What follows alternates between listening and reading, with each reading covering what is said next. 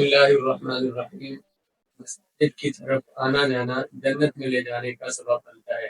حضرت سیدنا ابو ہریرہ رضی اللہ عنہ سے روایت ہے، نبی کریم صلی اللہ علیہ وآلہ وسلم نے ارشاد فرمایا، جو شخص صبح کو اور شام کو مسجد کی طرف جاتا ہے، اعد اللہ لہ نزلۃ من الجنۃ کلما غدا او راح، وہ صبح کو جائے یا شام کو مسجد جائے، اللہ تبارک و تعالیٰ اس کے لیے صبح و شام مہمان نوازی کا سامان تیار کرتا ہے۔ مسجد اللہ تبارک و تعالیٰ کا گھر ہے، کسی کے گھر میں بھی کوئی جائے تو وہ مہمان ہوتا ہے اور وہ میزبان اس کی خدمت کی کوشش کرتا ہے۔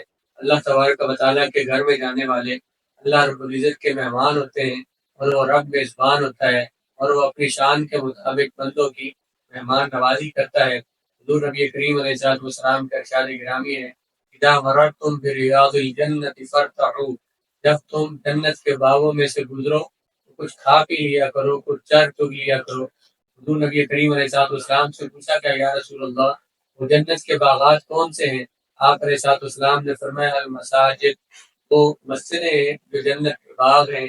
جب بھی مسجد میں جاؤ تو وہاں عبادت کرو اور ذکر و فکر کرو، اپنے آپ کو اللہ رب العزت کی بارگاہ میں پیش کر دو، تو جب تم اللہ کی بارگاہ میں جاؤ گے تو اللہ رب العزت ضرور تمہیں نوازے گا۔ اور حدیث پاک میں ہے، رسول اللہ علیہ السلام نے فرمایا کہ جس بندے کو مسجد میں جانے کا عادی پاؤ، اس کے ایمان کے گواہ بن جاؤ کہ یہ مومن ہے۔ تو دائمی مسجد میں جانا، باجماعت نماز ادا کرنا، مساجد کو آباد کرنا، مساجد کی رونق کو بڑھانا، یہ مسلمانوں کے لیے لازم ہے، کیونکہ مسجدیں مسلمانوں کی عظمت کے شعار ہیں اور اسلام کی عظمت کے نشان ہیں۔ مساجد کا آباد ہونا یہ مسلمانوں کی عزت، مسلمانوں کی شان اور ان کی قوت پہ دلالت کرتا ہے۔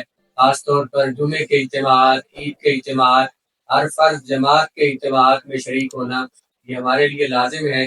ان اجتماعات میں شریک ہونے والا اللہ رب العزت کی بارگاہ میں مہمان ہوتا ہے، رب ذوالجلال اسے ضرور نوازتا ہے اور اسے اس پر جنت عطا فرماتا ہے۔